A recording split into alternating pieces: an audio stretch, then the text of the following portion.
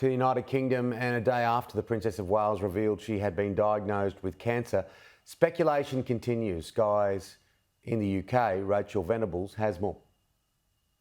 Well, I think we've seen a really interesting transformation in the past 24 hours, haven't we, on social media and online and across the world, really, where people were fueling rumours and spreading wild accusations and claims about the princess's health and well-being.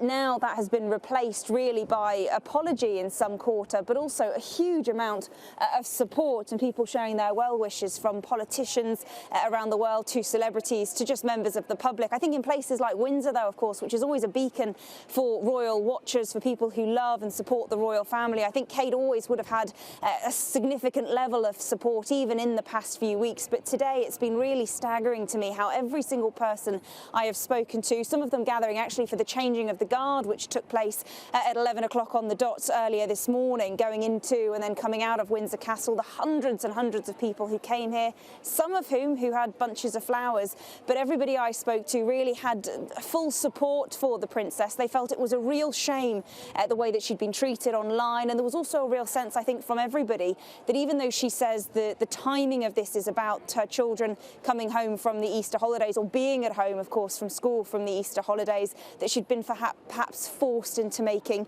this very private information public, and they thought that she had been treated really rather badly. And this is some of what people have been saying to me here in Windsor today.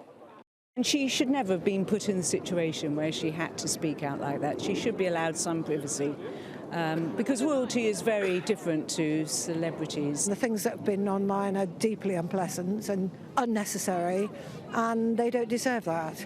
As a family, now 50% of the people have cancer, and that's tough. I mean, at the same time, that's pretty hard to deal with, you know, two important people. And a huge amount, I think you could hear there, of empathy for the Princess of Wales, revealing her cancer diagnosis, something which will have affected so many of us, either personally or through friends and family. A lot of people saying, of course, that as a mother, they could understand the difficulty of her having to explain this to her children, and really just feeling very sorry for her. As much as her situation is unique with that international focus, she is such an important standing in this country, but of course on the world stage as well, and that's been reflected by the well wishes coming from the likes even of the White House. Many people seeing this just as a human story and a woman who wants to get better and to return to work really as soon as possible.